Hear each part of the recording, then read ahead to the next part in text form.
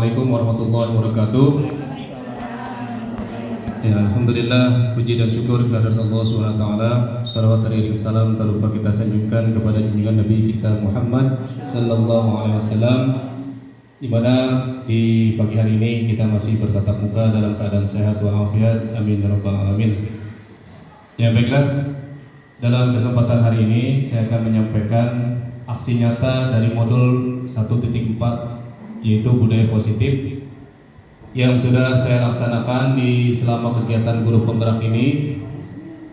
Kemungkinan sudah mencapai 2 bulan berlangsung pendidikan guru penggerak. Ada terdiri dari modul 1, 2, dan 3. Adapun untuk modul 1, 1.1 kemarin saya sudah mempelajari tentang filosofis Ki Hajar Dewantara. Yang kedua adalah nilai dan peran guru penggerak, dan yang ketiga 1.3 adalah tentang visi dan misi dari guru penggerak, dan yang sekarang yang saya pelajari adalah tentang budaya positif. Ya, sebelumnya saya mengucapkan terima kasih atas dukungan dari Bapak Kepala Sekolah dan Bapak Pengawas serta Bapak dan Ibu guru yang sudah memotivasi saya untuk mengikuti kegiatan guru penggerak ini, di mana di dalam pendidikan guru penggerak yang saya ikuti kurang lebih hampir 6 bulan. Mudah-mudahan nanti lulus, selesai dengan tugas-tugas, dimudahkan dalam menyelesaikan tugasnya. Kemudian saya berharap ingin mengajak Bapak dan Ibu untuk bergabung dalam kegiatan guru penggerak di tahap berikutnya yang diadakan di Kabupaten Karawang. Kenapa? Karena di dalam pendidikan guru penggerak ini banyak sekali manfaat ilmu yang saya rasakan, yang saya ambil, sehingga dapat saya aplikasikan dalam kegiatan pembelajaran baik di kelas maupun untuk kemajuan sekolah kita SMPN 1 Jayakerta. Ya, selanjutnya, baiklah, saya akan memaparkan aksi nyata dari modul 1.4 yang berkaitan tentang budaya positif. Ya, sebelumnya di modul 1.1 saya sudah mempelajari tentang filosofis Ki Hajar Dewantara. Yang perlu kita ketahui bahwa yang terkenal dengan 3 semboyannya dari Ki Hajar Dewantara, yang pertama adalah Ing Ngarso Suntulodo, di depan memberikan contoh teladan yang baik. Yang kedua, Ing Madyo Mangunkarso, yang di tengah memberikan arahan dan motivasi. Dan yang terakhir adalah Tuturi Handayani, di belakang memberikan dorongan dan support untuk kemajuan siswa di sekolah. Ya, dalam menyebarkan pemahaman dan pengalaman penerapan budaya positif ini, sebelumnya saya sudah membuat kesepakatan kelas untuk lebih meyakinkan kepada siswa itu agar pembelajaran di kelas itu lebih efektif. Ya, tentu kita mengharapkan pembelajaran yang aktif, inovatif, kreatif, efektif, dan menyenangkan bagi siswa yang kita ajar.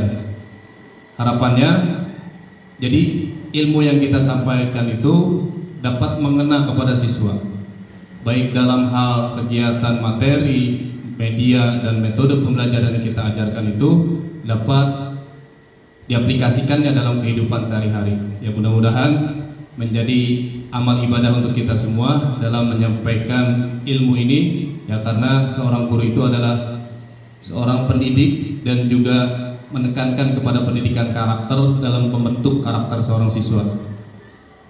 Ya, selanjutnya, ya, saya ucapkan selamat datang para guru hebat SMPN 1 Jayakerta. Di sini kita dapat berkolaborasi, bekerja sama, ya, saling sharing, bertukar ilmu. Dan sebelumnya saya mohon maaf, berdiri di depan ini bukan bermaksud untuk menggurui Bapak dan Ibu, tetapi hanya ingin sharing, berbagi pengalaman, ilmu yang sudah saya dapatkan di dalam pendidikan guru penggerak. Ya, alhamdulillah sudah 2 bulan ini banyak sekali ilmu yang saya pelajari, bahkan ilmu yang tidak pernah kita dapatkan di bangku perkuliahan. Karena pada saat saya masuk ke pendidikan guru penggerak itu, saya rasa, oh, berarti ini ilmu baru nih, kata saya gitu kan. Nah, sangat menarik untuk saya, ya, dengan tugas-tugasnya juga mungkin berbarengan dengan tugas sekolah dan lain sebagainya. Alhamdulillah saya dapat menyelesaikannya, ya sampai di modul 1.4 yaitu budaya positif. Ya, konsep utama modul budaya positif yang pertama adalah perubahan paradigma belajar. Yang kedua, disiplin positif. Yang ketiga, kebutuhan dasar manusia. Yang keempat adalah motivasi perilaku manusia. Yang kelima, posisi kontrol. Yang keenam, keyakinan kelas. Dan yang terakhir adalah segitiga restitusi. Lanjut. Nah, dalam pembelajaran dengan paradigma baru. Nah, dengan pembelajaran paradigma baru ini dirancang berdasarkan prinsip pembelajaran yang berdiferensiasi, tentunya berbeda. Ya, kita menggunakan media pembelajaran dan metode pembelajaran yang sudah kita sampaikan. Mungkin kita juga sudah mengaplikasikannya kepada siswa. Nah, ternyata di dalam pendidikan guru penggerak ini lebih mendalam.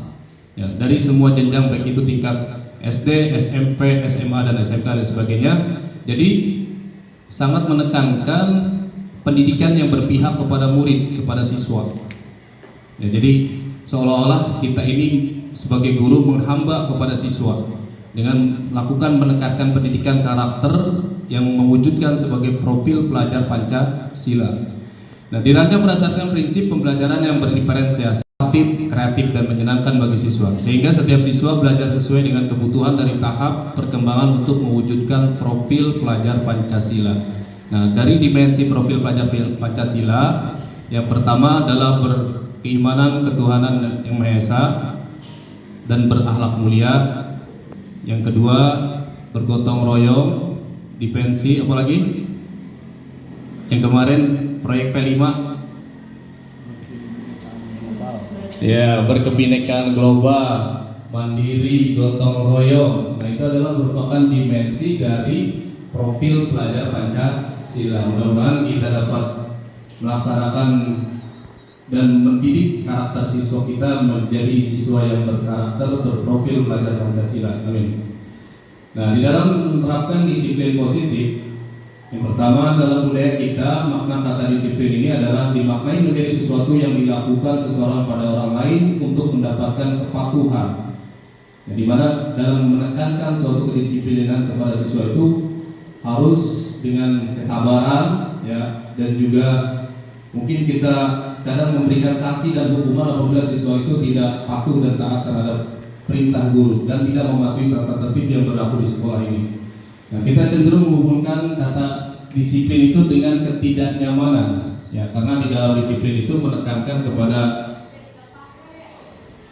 karakter siswa, ya, disiplin waktu, disiplin tugas dan sebagainya. Mungkin ini siswa merasa tidak nyaman, ya, dengan aturan yang dibuat di sekolah itu. Terkadang siswa merasa tidak nyaman dan merasa terbebani oleh disiplin yang diberlakukan di sekolah. Nah, makanya kita perlu melakukan pendekatan yang lebih maksimal lagi agar siswa itu memiliki kesadaran dalam mematuhi dan mentaati tata tertib yang berlaku di sekolah kita. Yang kedua adalah disiplin positif merupakan salah satu cara penerapan disiplin yang bertujuan untuk menumbuhkan kesadaran serta memberdayakan anak untuk melakukan sesuatu tanpa sogokan, ancaman, paksaan maupun hukuman. Jadi siswa itu melaksanakan disiplin atau tata tertib yang berlaku di sekolah dilaksanakan dengan penuh kesadaran hati dan dengan keyakinan tersebut dia sadar dan pentingnya sebuah disiplin itu untuk dipatuhi dan dilaksanakan. Nah, kadang siswa kita juga beranggapan aturan itu dibuat untuk dilanggar, katanya, ya kan? Nah, dari mindset seperti itu perlu kita rubah. Ya, jadi aturan yang kita buat itu, nah, kita juga harus memberikan teladan, ya, memberikan contoh agar siswa nanti dapat mengikuti apa yang sudah kita contohkan teladan ini dan dapat diaplikasikannya kepada siswa. Sebagai pendidik, tujuan kita adalah menciptakan anak-anak yang memiliki disiplin sehingga mereka bisa berperilaku dengan mengacu pada nilai-nilai kebajikan universal dan memiliki motivasi intrinsik bukan ekstrinsik. Jadi kita membangun motivasi, dorongannya dari dalam dulu, intrinsik, unsur dari hati dan kesadaran dari siswa kita untuk mematuhi kedisiplinan tersebut. Nah, kebutuhan dasar manusia, satu, bertahan hidup, yang kedua kasih sayang dan rasa diterima, yang ketiga penguasaan, yang keempat kebebasan, dan yang terakhir adalah kesenangan. Nah, di dalam motivasi perilaku manusia, nah di sini mungkin ada beberapa hal tujuan yang akan kita capai dalam memberikan motivasi, ya, dalam membentuk karakter kepada seseorang itu. Yang pertama, mungkin ada mindsetnya menghindari ketidaknyamanan atau hukuman. Nah, murid melakukan disiplin diri karena ia takut dihukum. Ini merupakan motivasi ekstrinsik dari luar. Jadi dia mengerjakan tugas misalnya, nah dia takut diberikan sanksi atau hukuman dari bapak dan ibu guru, misalnya memungut sampah, membersihkan WC dan sebagainya. Berarti dia belum memiliki kesadaran dalam dirinya itu untuk mentaati dan mematuhi tata tertib. Ya, jadi kita harus membangun kedisiplinan itu dari hati mereka sendiri, agar mereka itu memiliki kesadaran, agar mereka mentaati dan mematuhi tata tertib yang berlaku di sekolah. Jadi bukan karena unsur ada hukuman. Jadi siswa itu takut tidak mengerjakan tugas karena takut dihukum oleh bapak dan ibu guru. Nah, sekarang berarti kita melakukan pendekatan itu dari kesadaran hati siswa kita. Yang kedua adalah mendapatkan imbalan atau penghargaan dari orang lain. Murid melakukan disiplin diri karena ia ingin mendapatkan imbalan. Ini merupakan motivasi ekstrinsik, motivasi unsur dorongan dari luar.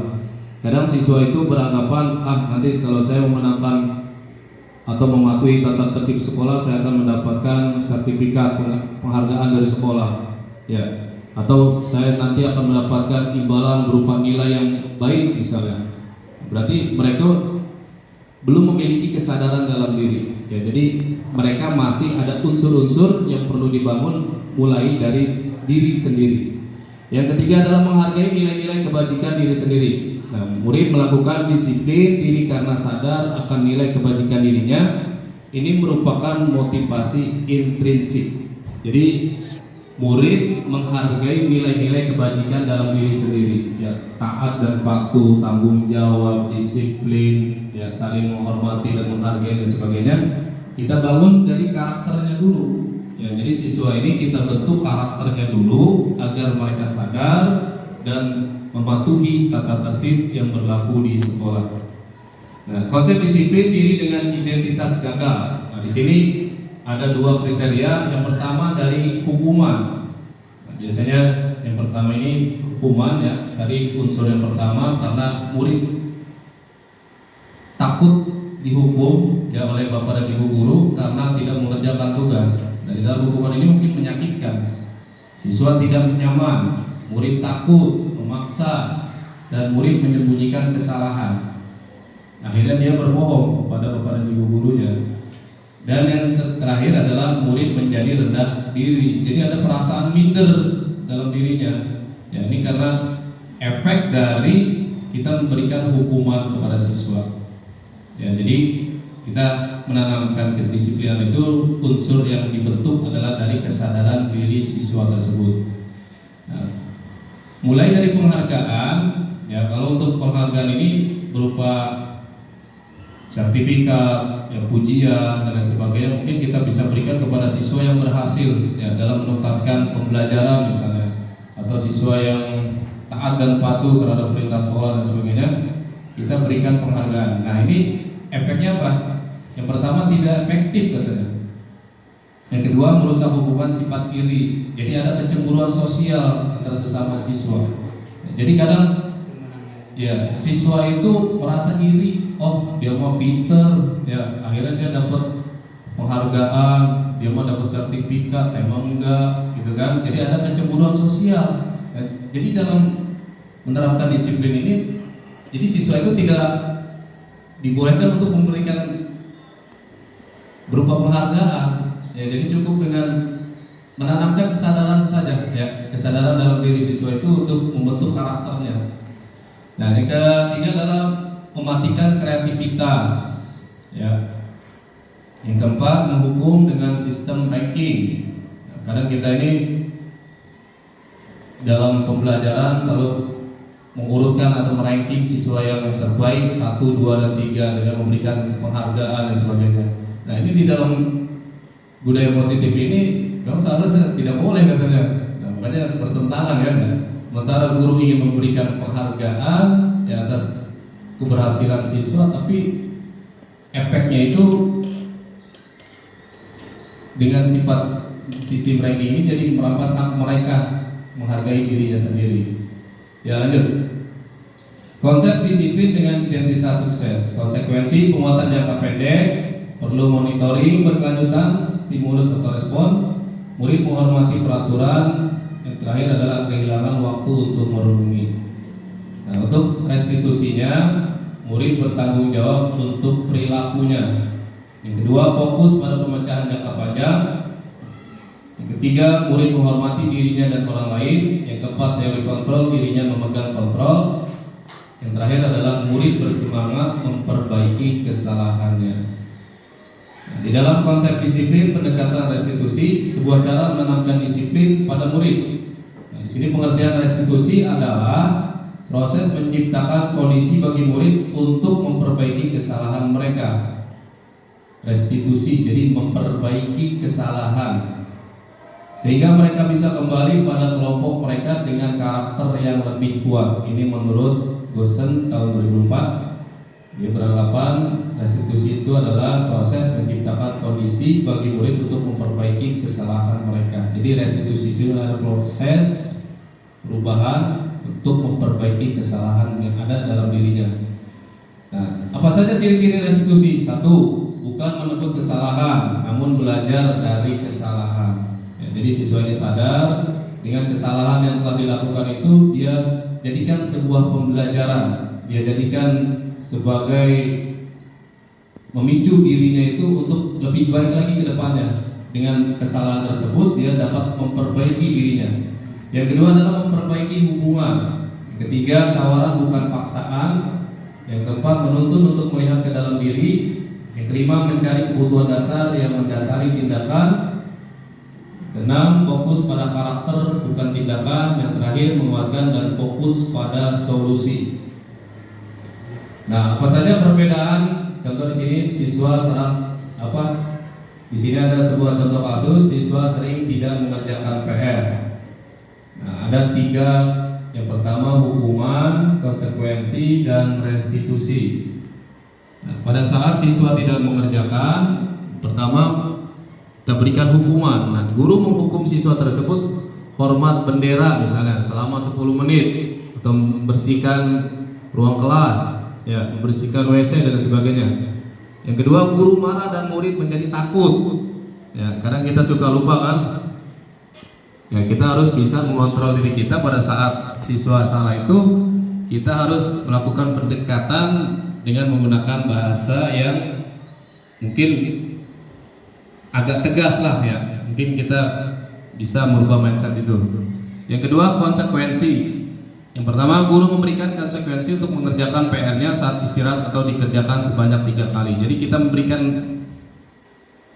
inilah konsekuensi keringanan pada dirinya. Jadi kita maafkan, mungkin di lain waktu jangan sampai diulang kembali atas kesalahan tersebut.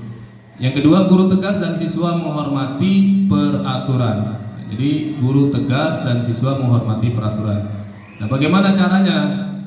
Nah, apabila ada kasus seperti ini, mungkin kita melakukan pendekatan restitusi, ya, melakukan perbaikan dari kesalahan tersebut. Yang pertama, guru menanyakan keyakinan kelas. Nah, alhamdulillah saya juga sudah buat keyakinan kelas, kesepakatan kelas. Misalnya 1, datang tepat waktu. 2, mengerjakan tugas sesuai dengan waktu yang ditentukan. 3, membersihkan ruang kelas atau membuang sampah pada tempatnya. Itu merupakan keyakinan kelas yang harus dipatuhi di kelas tersebut. Ya, makanya nanti mungkin bisa berbagi ya di kelas-kelas yang lain, bisa dibuat keyakinan kelas hasil kesepakatan dari siswa, dan siswa tersebutlah yang harus mematuhi keyakinan kelas tersebut. Yang kedua adalah guru terbuka dan siswa menghormati dirinya dan orang lain.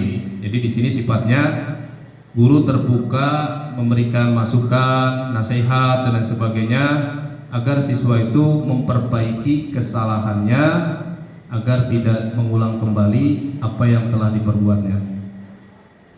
Nah, di sini ada 5 posisi kontrol restitusi. Yang pertama penghukum, kedua pembuat rasa bersalah, ketiga teman, 4 pemantau, yang terakhir manajer. Contoh penerapan 5 posisi kontrol. Nah, di sini penghukum yang pertama patuhi aturan sekolah lalu berdiri depan barisan. Misalnya, mungkin kalau di SD ya tingkat SD mungkin bisa, atau bisa juga kita terapkan ketika mungkin pengalaman waktu saya ngajar di SD juga sama waktu itu seperti itu. Jadi pada saat siswa melakukan kesalahan, saya suruh baris depan kelas, kemudian saya suruh membuat barisan yang rapi, kemudian mereka diberikan hukuman yang mendidik, ya misalnya membuang sampah dan sebagainya. Itu merupakan inisiatif kita agar siswa itu patuh dan taat terhadap tata tertib yang berlaku di sekolah. Yang kedua adalah pembuat rasa bersalah. Berapa kali bu guru atau pak guru harus memberitahu kamu, bu guru kecewa sama kamu. Ketiga teman, ayolah yang tertib. Kita gunakan kata-kata ini buat saya bangga kali ini tidak apa-apa, kamu salah, masih bisa dimaafkan misalnya. Yang keempat adalah pemantau, kamu sudah melanggar apa peraturan dan konsekuensinya. Yang terakhir adalah manajer, apakah kamu tahu kesalahanmu, kira-kira bagaimana kamu akan memperbaiki kesalahan ini. Jadi inilah contoh 5 penerapan posisi kontrol yang perlu diterapkan.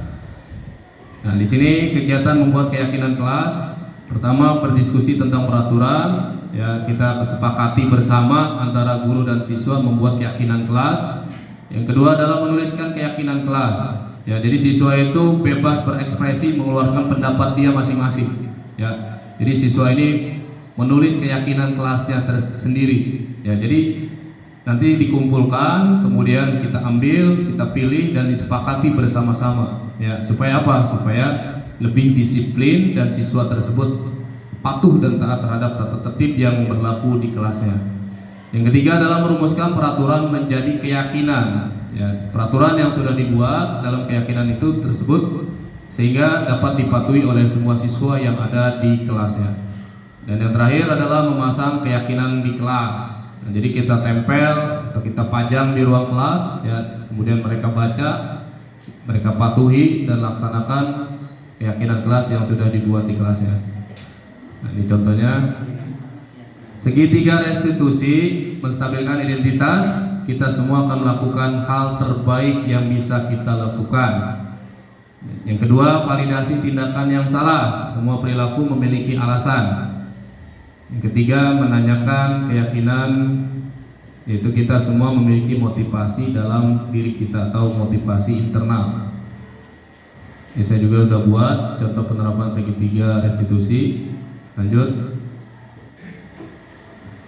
Nah, dalam penerapan program disiplin positif, hendaknya guru memiliki standar kepribadian, profesional dan sosial yang baik, di mana guru mampu berefleksi pada posisi kontrolnya saat ini bagaimana perjalanan dirinya sebagai among belajar, jadi pemimpin dalam pembelajaran.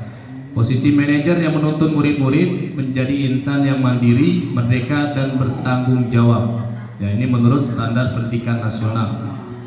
Ya, ini terakhir saya ucapkan terima kasih atas kehadiran Bapak dan Ibu yang mudah-mudahan dapat dipahami dan dapat kita aplikasikan dalam kegiatan proses pembelajaran agar lebih efektif lagi. Ya, apa yang sudah kita lakukan mudah-mudahan menjadi amal ibadah. Saya akhiri, wabillahi taufiq wal hidayah. Assalamualaikum warahmatullahi wabarakatuh. Ya, saya ucapkan terima kasih.